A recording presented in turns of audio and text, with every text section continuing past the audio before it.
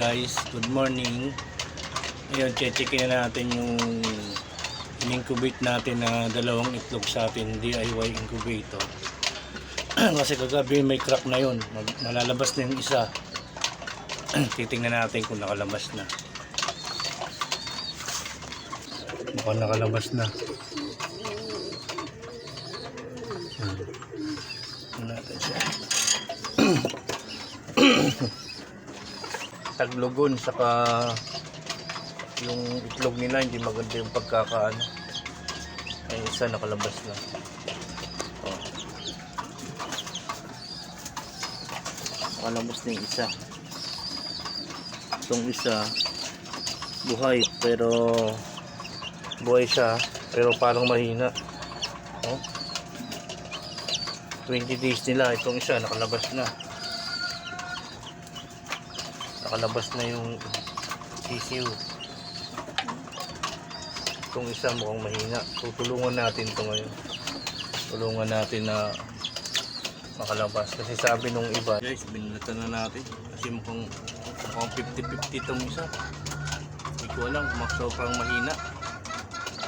Sa mahina. Oh. Sabi kasi nung mga iba, pag ito hindi mo na inagapan ng ganito, malabo na raw itong mga buhay. So sana lumakas naman.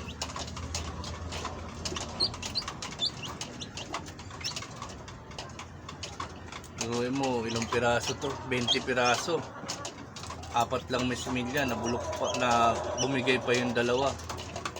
Itong dalawa yan, sana ito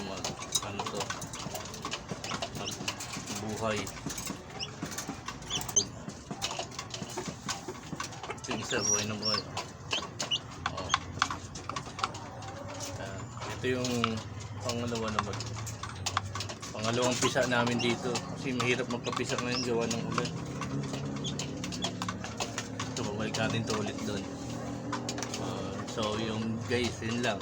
Update ko lang guys sa una kong video na yan. Sana lumakas ito mga guys.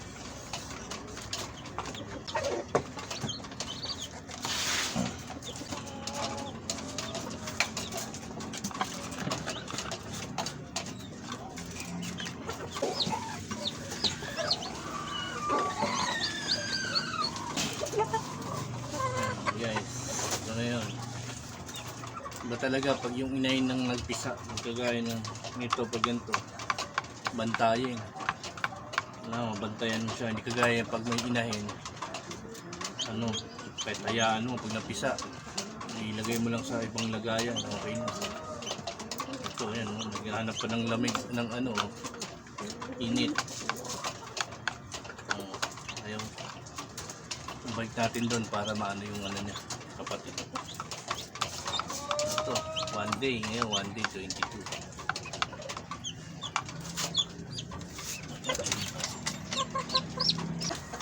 Yan guys. Ayun. Mga bukas paglipan, malalaman natin kung lalakas yung isa. Sige na guys, bye bye.